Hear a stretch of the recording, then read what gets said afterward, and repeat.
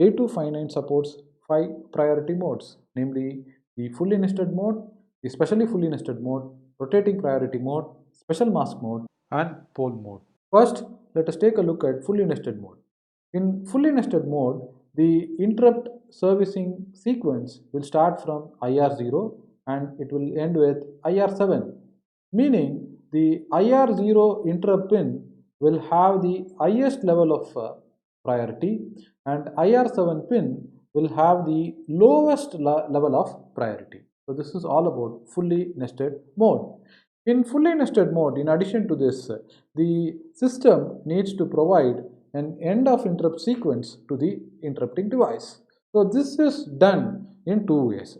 First is the microprocessor, the 8085 microprocessor, which is connected to the interrupting device, will be serving an end of interrupt request to the interrupting device.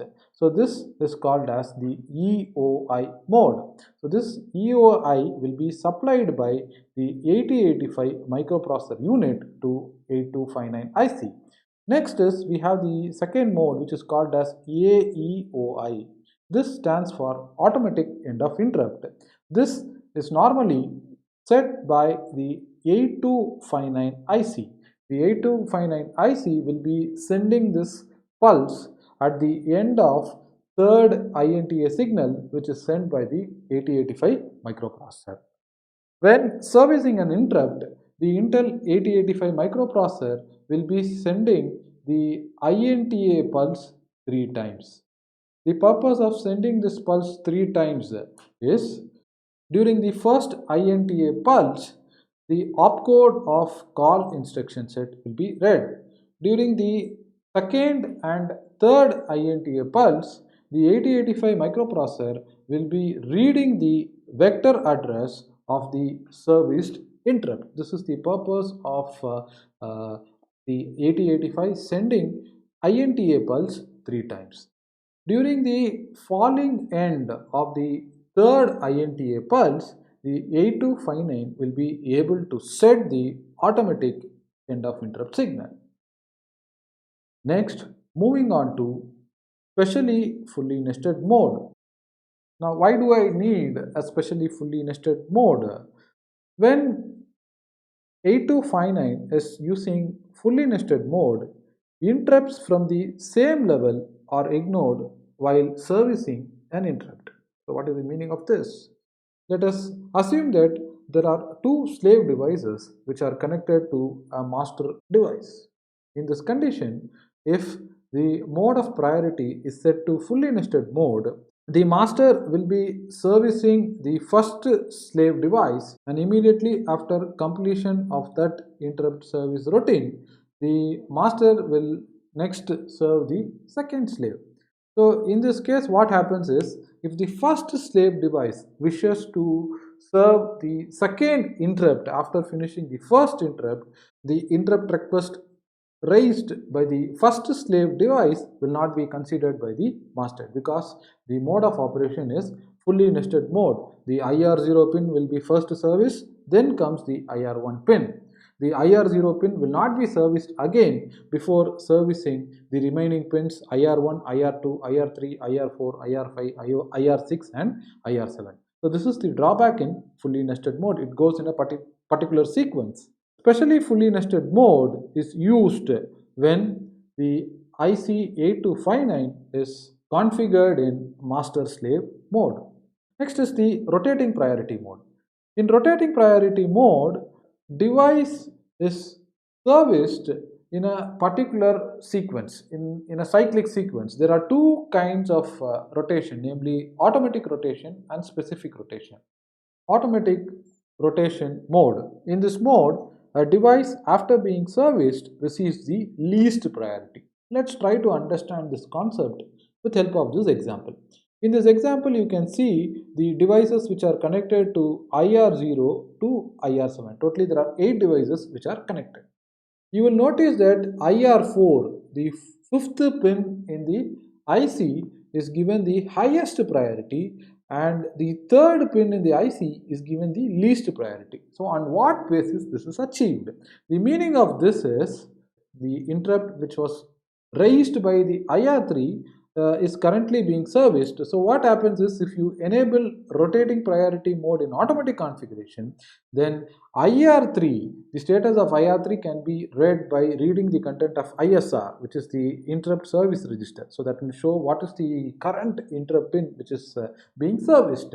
So if IR3 is found to be the currently serviced interrupt, then what happens is that device will be allotted the lowest priority. Okay, the pin next to IR3, which is IR4, will be listed the highest level of priority, which is the 0 level. Okay, the pin next to IR4, which is IR5, IR6, IR7, okay, they will receive the next level of priority. Okay, as you can see in the picture, IR5 is having interrupt level 1, IR6 is having interrupt level 2, IR7 3, IR0 4, IR1 5, and then IR2 6, and IR3 is having the least priority. Then, if you are selecting specific rotation mode, in automatic rotation mode, the status, the level of interrupt is set by reading the status of ISR. The programmer cannot specifically say this register should have the highest priority, this register should have the lowest priority. That cannot be defined. In specific rotation mode, the pin which needs to have the highest priority and least priority can be set by the user. For instance, in this example, you can see pin number IR3 is set with highest level of priority.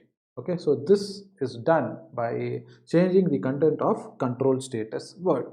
Fine. Next, we shall look into the special mask mode. Special mask mode inhibits further interrupts at that level and enables the interrupts from all other levels that are not masked. Special mask mode will be reading the contents of IMR. IMR stands for interrupt mask register. So by reading the status of this interrupt mask register, if the system is set to special masked mode, the pins which are not masked will be served with topmost priority. So that's all about special mask mode. Then coming to the last mode, which is called as the pole mode. What is pole mode? Pole mode is not going to use the content of ISR or IMR. It is not bothered about the current interrupt which is serviced, or it is not bothered about the masked interrupts. Instead, what it does is, the microprocessor which is connected to the interrupting device will be sending a pole command. Okay, it will be sending a pole command, and the 8259 IC will be responding to this pole command. If the microprocessor wants to know the status of IR3 pin, then the processor can communicate this information to the 8259 IC. In turn, the 8259 IC will be sharing a status word which is available in the format listed in the slide. You can see there is an 8-bit register which is displayed here. This is the format of pole mode. Okay, this is the status register of pole mode. You can see the first 3 bits are marked as W0, W1 and W2. So they indicate the binary code of highest priority active interrupt request.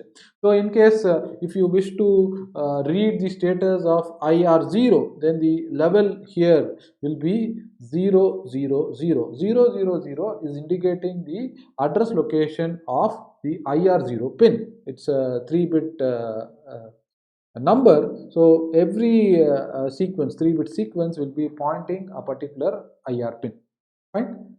Then we have the last bit, which is the 8th bit in this control register, which will show the status of interrupt request. For example, if I is equivalent to 1, it means that 1 or more interrupt requests are activated. If this bit is equivalent to 0, it indicates that no interrupt request is activated. The microprocessor, by reading the status of the last bit, will be able to know whether any interrupt is active or not. Okay, so with this we come to an end of priority modes.